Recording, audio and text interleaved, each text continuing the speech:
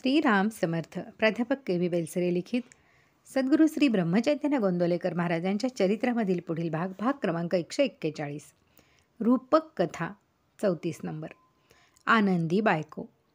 एक मोठा व्यापारी होता. त्याची बायको नेहमी आनंदी असे. पण मजा अशी की कधी ती दागिन्यांनी नुसती भरून गेलेली असे, तर कधी नुसत्या मंगळसूत्राशिवाय तिच्या अंगावर काहीही नसे. अंगावर दागिने असोत वा नसोत, ती आपली सदा प्रसन्न राहायची. एकदा शेजारणीने तिला विचारले की बाई, कधी तुमच्या अंगावर खूप दागिने दिसतात तर कधी काहीच दिसत नाही, हे काय गूढ आहे? बाईने उत्तर दिले की व्यापारात फायदा झाला की माझा नवरा मला पुष्कळ दागिने करतो, पण व्यापारात नुकसान आले की तो माझे दागिने मोडतो. व्यापारामध्ये चढ उतार नेहमी चालायचाच, म्हणून दागिने केले तर मला सुख होत नाही आणि दागिने मोडले तर मला दुःख होत नाही. त्यांच्या संगतीत मी आनंदात असते.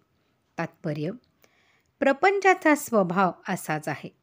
त्यामध्ये कधी सुख तर कधी दुःख, कधी श्रीमंती तर कधी गरिबी, कधी स्तुती तर कधी निंदा, असा क्रम चालत असतो. आपण भगवंताला शरण जाऊन आपल्या सकट आपला प्रपंच त्याला अर्पण केल्यावर मग त्याच्या स्मरणात राहून येईल त्या परिस्थितीमध्ये समाधान मानावे. आपण त्याचे झाल्यावर तो जसे ठेवील तसे मजेने राहावे. सुख काय किंवा दुःख काय, दोन्ही तात्पुरतीच आहेत असे समजून भगवंताच्या अनुसंधानात आनंदात राहावे. 35 नंबर. पाटलाची चंची. एका गावात एक श्रीमंत पाटील होता. तो घरी बसला असता एक दिवस एक शेतकरी नांगर मागण्यासाठी आला. पाटलाने त्याला सांगितले, ही चंची घेऊन शेतावर जा. माझा मुलगा तेथे आहे, त्याला चंची दाखव आणि माझे नाव सांगून नांगर माग, म्हणजे तुला तो नांगर देईल. त्याप्रमाणे शेतकरी शेतावर गेला आणि पाटलाची चंची त्याने मुलाला दिली. बापाची ती खूण पाहून मुलाने त्याला नांगर दिला. तात्पर्य: नाम ही भगवंताची खूण आहे. ती ज्याच्याजवळ आहे त्याच्यावर संत कृपा करतात. संत ज्याच्यावर कृपा करतात त्याच्यावर भगवंताला कृपा करणे भागच पडते. म्हणून आपण नाम घेत जावे. 36 नंबर. सर्व रोगांवर एकच औषध. एका खेडेगावात एक वैद्य असे. त्याच्याजवळ औषधांची एक पेटी होती. पेटीमध्ये निरनिराळ्या रंगाच्या 10-12 बाटल्या होत्या. रोगी आला म्हणजे वैद्य त्याची नाडी बघे आणि कोणत्या तरी रंगाच्या एखाद्या बाटलीतील औषध त्याला देई. एकदा एक मनुष्य ताप आला म्हणून त्याच्याकडे गेला. वैद्याने त्याला जांभळ्या बाटलीतले औषध दिले. काही दिवसांनी तोच मनुष्य जुलाब होऊ लागले म्हणून त्याच्याकडे गेला. वैद्याने त्याला पिवळ्या बाटलीतले औषध दिले. घरी जाऊन त्याने औषध तोंडात टाकले तर ती सुंठ होती. तो म्हणाला, अरे हे काय, मला ताप आला होता तेव्हा वैद्यबुवाने सुंठ दिली आणि आज जुलाब होत आहेत तरी आपली सुंठच दिली. पण तो गप्प बसला व बरा झाला. पुढे काही दिवसांनी त्याला संधिवात झाला म्हणून तो वैद्यांकडे गेला. त्याने नाडी पाहिली व हिरव्या बाटलीतले औषध दिले. त्या माणसाने तेथेच पुडी उघडली आणि औषध चाटून पाहिले तर ती सुंठच होती. तेव्हा तो म्हणाला, अहो वैद्यबुवा, हे तुम्ही मांडले आहे काय? कोणत्याही रोगाचा मनुष्य केव्हाही तुमच्याकडे आला तरी तुम्ही त्याला सुंठ हे एकच औषध देता. दरवेळी बाटली फक्त निराळ्या रंगाची, हे बरोबर आहे काय? वैद्य म्हणाला, तू बरोबर ओळखलेस. या सर्व बाटल्यांमध्ये सुंठच आहे, कारण प्रत्येक रोगावर ती लागू पडते. पण मी एकच बाटली जवळ ठेवली तर माझ्याकडे रोगीच येणार नाही, म्हणून या निरनिराळ्या रंगाच्या बाटल्या मी ठेवल्या आहेत. तात्पर्य: संतांजवळ भवरोगासाठी एकच औषध असते, ते म्हणजे भगवंताचे नाम. भवरोग अनेक प्रकारचे आहेत. भीती, तळमळ, काळजी, आसक्ती, लोभ, द्वेष, दंभ, गर्व, अधिकार, मद, हे सगळे भवरोगाचे प्रकार आहेत. मूळ रोग एकच आहे, म्हणून त्याला औषध पण एकच आहे. भगवंताचे विस्मरण हा रोग आणि त्याचे स्मरण हे त्याला औषध. ते स्मरण कसेही करा, त्याचे नाम घेऊन करा, पूजा करून करा, भजन म्हणून करा, ध्यान करून करा, प्रार्थना करून करा, कसेही करून त्याचे स्मरण करा. ते केले की रोग बरा झालाच पाहिजे. 37 नंबर. 2 मुले. एका बाईला 2 मुले होती. मोठ्याचे वय 8 वर्षाचे आणि धाकट्याचे वय 2 वर्षाचे होते. आई घरामध्ये स्वयंपाकात गुंतलेली होती. दोन्ही मुले उन्हामध्ये गेली. आईने हाक मारली तर ती येईनात. तेव्हा आई अंगणात गेली आणि धाकट्याला तिने कडेवर घेतले आणि मोठ्याला धपाटा मारून घरात आणले. तात्पर्य: ज्याच्या अंगी मीपणा आहे त्याने चूक केली तर भगवंत त्याचे प्रायश्चित्त देतो. पण ज्याच्या अंगी मीपणा नाही, त्याच्या हातून चूक झाली, अगदी जाणतेपणाने झाली, तरी आपण जर पश्चाताप पाहून भगवंताला शरण गेलो तर तो खात्रीने क्षमा करतो.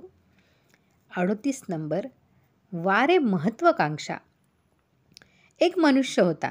त्याची पहिली बायको मेली म्हणून त्याने पुन्हा लग्न केले. काही वर्षांनी तीही बायको मेली म्हणून त्याने तिसऱ्यांदा लग्न केले. काही वर्षांनी तिसरी बायकोही वारली म्हणून त्याने चौथ्यांदा लग्न केले. कर्मधर्म संयोगाने त्याची चौथी बायको पण वारली. त्याचे वय आता 500 वर्षाचे झाले. तो 5व्या लग्नाला तयार झाला तेव्हा एकाने विचारले, अहो, तुम्ही आता किती दिवसांचे सोबती आहात?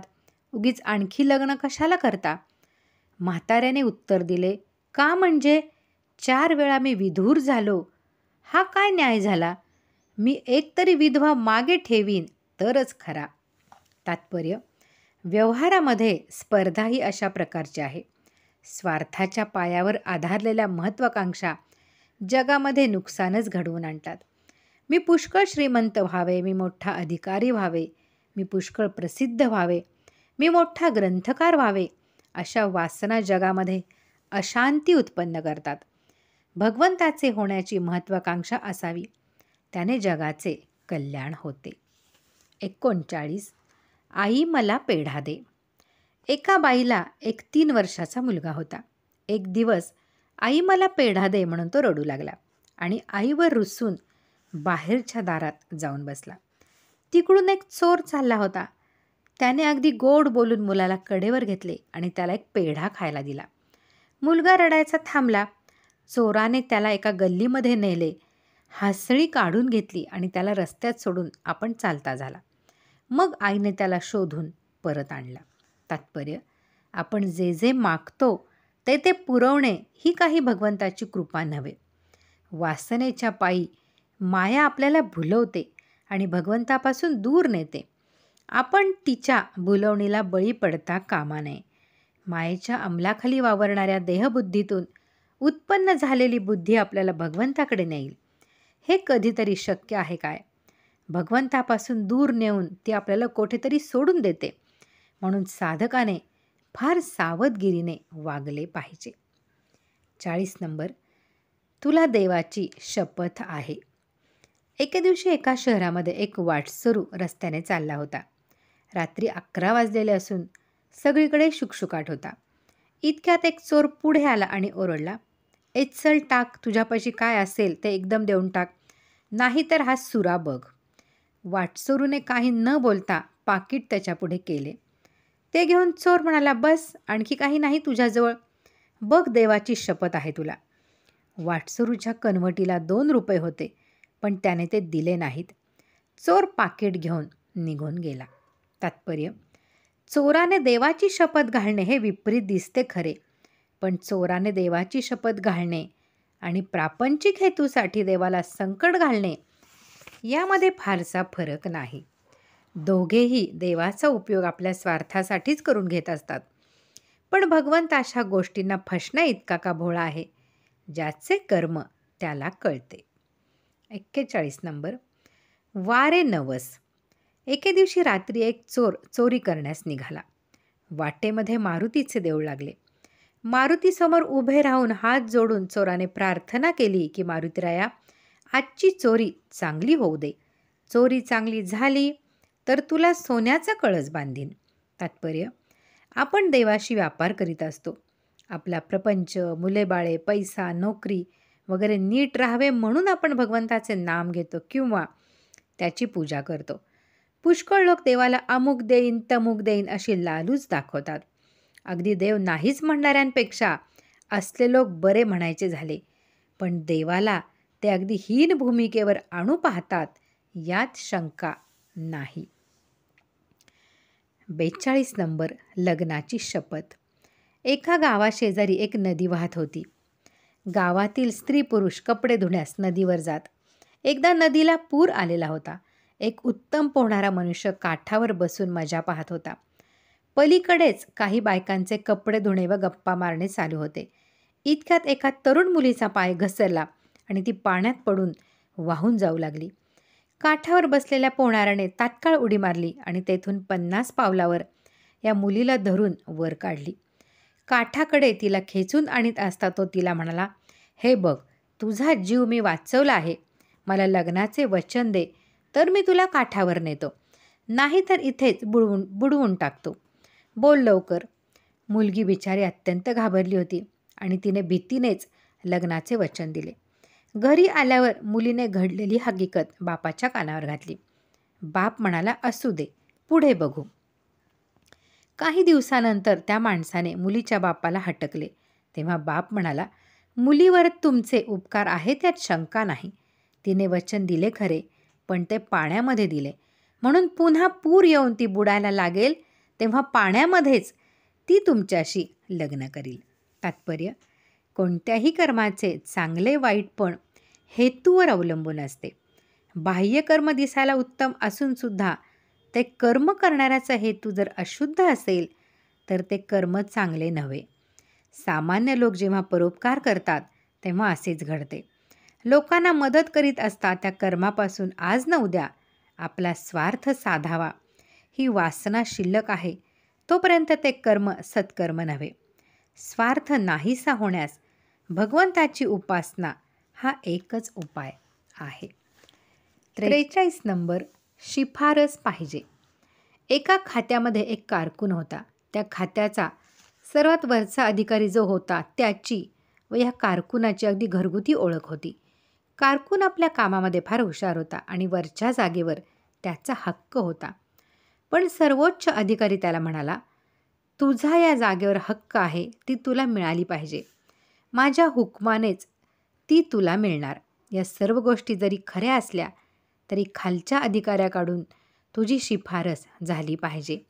त्याशिवाय मला काही करता येत नाही." तात्पर्य: आपण भगवंताची भक्ती करीत असता प्रत्यक्ष भगवंताचे दर्शन जरी होत असले तरी सद्गुरूंच्या कृपेशिवाय संतपण मिळणार नाही. सद्गुरूंची शिफारस मिळेल तोच संत म्हणून जगामध्ये मिरविल. मग त्याची वर ओळख असो अथवा नसो. 44 नंबर. एक आणा वाटा. एक मोठा गणिती एकदा एका खेडेगावामध्ये गेला. सकाळी बाजारामध्ये तो भाजी आणायला गेला. त्याला बटाटे घ्यायचे होते. एका बाईने बटाट्याचे 10-12 वाटे करून ठेवले होते आणि "बटाटे घ्या, एक आणा वाटा घ्या" असे ती ओरडत होती. गणिती तिच्याजवळ गेला आणि म्हणाला, "ए बाई, बटाट्याचा मणाचा भाव काय?" ती म्हणाली, "मला माहीत नाही. हा मी 1 आण्याचा वाटा लावला आहे. तुला पाहिजे असला तर घे, नाही तर चालू लाग." या उत्तराने त्याचे समाधान झाले नाही. तो म्हणाला, "मणाचा भाव कळल्याशिवाय या बाईने केलेले वाटे बरोबर आहेत का नाही हे कळणार नाही." म्हणून तो पुढे गेला. 2-3 तास झाले तरी त्याने भाजी काही घेतली नाही. पण बाईने मात्र एका तासाभरात आपले वाटे विकले आणि आनंदाने ती घरी निघून गेली. तात्पर्य: विद्वान लोक आपल्या आयुष्याचा असा व्यर्थ चिकित्सेने नाश करून घेतात. साधे भोळे अडाणी लोक भगवंताचे नाम घेऊन मजेने तरून जातात.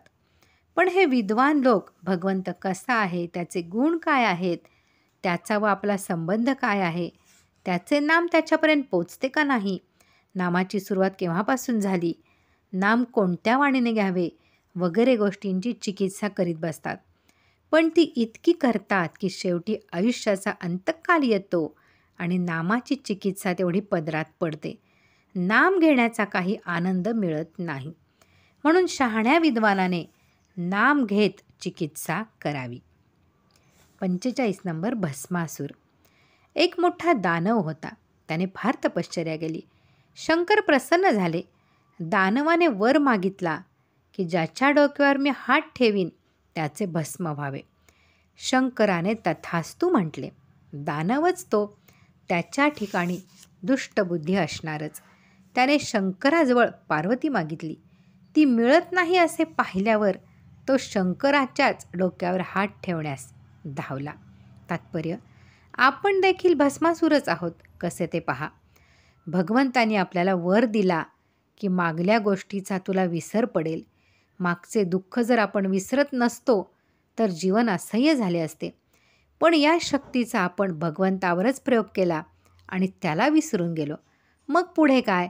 पुढे एकच की ज्याप्रमाणे देवानी भस्मासुराला नाचायला लावून स्वतःच्या डोक्यावर हात ठेवायला लावला आणि त्याचे भस्म झाले, त्याचप्रमाणे भगवंताची भक्ती करून आपण आता स्वतःलाच विसरले पाहिजे. फरक इतकाच की भस्मासुराचे भस्म झाले, पण आपण स्वतःला विसरलो तर आपल्या देहबुद्धीचे भस्म होऊन परमात्मा प्रकट होईल आणि जीवन आनंदमय बनेल. 46 नंबर. बैलांना शेवटी कडबाच.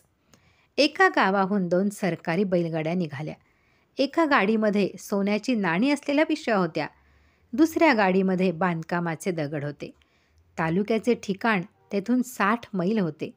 2 दिवस प्रवास केल्यावर दोन्ही गाड्या तेथे पोचल्या. सोने व दगड अधिकाऱ्यांच्या हवाली केल्यावर गाडीवानांनी गाड्या सोडल्या आणि दोन्ही गाड्यांच्या बैलांना कडबाच घातला. तात्पर्य: भगवंताच्या दृष्टीने नुसता विद्वान आणि अडाणी दोघेही सारखेच. सुंदर विचारांचा भार डोक्यात वागवला म्हणून विद्वानाला भगवंत जवळ होतो असे मुळीच नव्हे. विद्वान काय आणि अडाणी काय, दोघांनाही बुडवण्याइतका अभिमान प्रत्येकाजवळ असतो. विद्वानाला अभिमान जास्त मारक होतो इतकेच. विद्येला जगात किंमत आहे, पण ती साधन रूप आहे, साध्य रूप नाही. विद्या ही भगवंताची दासी बनली पाहिजे. 47 नंबर. राणीचे गर्भारपण. एक मोठा राजा होता. त्याचे आपल्या राणीवर फार प्रेम होते. राणी गरोदर राहिली व तिला डोहाळे लागून कष्ट होऊ लागले. राजाने डॉक्टर लोकांची सभा बोलावली आणि त्यांना सांगितले की हे पहा, मी वाटेल तितके पैसे द्यायला तयार आहे, पण राणीला गर्भारपणाचे कष्ट होऊ देऊ नका. दुसरी एखादी बाई तयार करा की जी तिचे कष्ट घेईल. सगळे डॉक्टर म्हणाले की राजा, तू म्हणतोस तसे करणे ही अशक्य गोष्ट आहे. राणीला ते कष्ट स्वतःलाच सोसले पाहिजेत. तात्पर्य: साधकाने कष्ट स्वतःच सोसले पाहिजेत. कितीही मोठा गुरु असला तरी या बाबतीत तो काही करू शकत नाही. आपले मन आपणच आवरले पाहिजे आणि आपल्या वृत्तीला आपणच वळवली पाहिजे. साधन करीत असता येणाऱ्या अवस्था आपण शांतपणे सोसल्या पाहिजेत. हे सर्व करीत असताना सद्गुरूंचे मार्गदर्शन असावे, म्हणजे मनाला मोठा धीर असतो. 48 नंबर. नामरूपी भस्म. एका वैद्याकडे ताप आलेले 4 रोगी बसले होते. त्याने प्रत्येक रोग्याला तपासले आणि त्यांना बरीच औषधे असलेला मोठा काढा लिहून दिला. ती सर्व औषधे आणून कुटायची, शेरभर पाण्यात घालायची आणि पावशेर पाणी राहिले म्हणजे तो काढा घ्यायचा. इतक्यात त्याचा मुलगा तेथे आला. वैद्यबुवाने त्याची नाडी पाहिली तर त्या बाकीच्या रोग्यांसारखाच मुलाला ताप आला होता. त्याने एक लहान बाटली काढली व त्यातील अगदी थोडे भस्म त्याच्या हातावर ठेवले आणि त्याला चाटून टाकण्यास सांगितले. एका रोग्याने विचारले, वैद्यबुवा, हे कसले भस्म आहे? वैद्यबुवाने उत्तर दिले, आत्ताच तुम्हाला जी औषधांची यादी दिली त्या सर्वांचा अर्क काढून हे भस्म मी तयार केले आहे. ते अगदी थोडे घेतले तरी पुरते, पण त्यावर श्रद्धा पाहिजे. तात्पर्य: इतर साधने ही काढ्यांची औषधे आहेत, पण भगवंताचे नाम हे त्यांचे भस्म आहे. इतर साधनांचे कष्ट करून जे साधते तेच थोडे नाम घेतल्याने साधते, पण नामावर तशी श्रद्धा पाहिजे. शिवाय प्रत्येक साधनाचे मर्म म्हणजे भगवंताचे स्मरण होय. त्याचा समावेश पूर्णपणे भगवंताच्या नामात आहे. म्हणून ज्याला लवकर भगवंत गाठायचा आहे त्याने एक नामाचीच कास धरावी. 49 नंबर. गायीचे दान. एका माणसाचे आपल्या आईवर प्रेम होते. ती वारल्यानंतर तिच्या 13व्या दिवशी त्याने 2 गायी दान दिल्या. त्यापैकी एक गाय गाभण होती. 4 महिने गेल्यावर ती व्याली. तेव्हा ज्याला ती दान दिली होती तो मनुष्य वासरू घेऊन आला. ज्याने ती दान दिली होती तो मनुष्य म्हणाला, छे, असे कसे होईल? ज्यावेळी मी गाय दिली त्याचवेळी तिचे वासरू देखील दान दिले. वासरावर माझा हक्क नाही. तात्पर्य: भगवंताला कर्म अर्पण करणे याचा अर्थ हाच आहे. कर्म अर्पण केल्यावर त्याच्या फलावर आपला काही अधिकार नाही. किंबहुना फलाची आसक्ती सुटणे हेच अर्पण करण्याचे मर्म आहे. म्हणून कृष्णार्पण म्हटल्यावर त्याची पुन्हा आठवण पण राहू नये. चरित्रामधील पुढील भाग आहे 20 नंबर. श्री महाराजांची 5 प्रवचने व काही पत्रव्यवहार तो आपण पुढे पाहूयात. श्रीराम जय राम जय जय राम.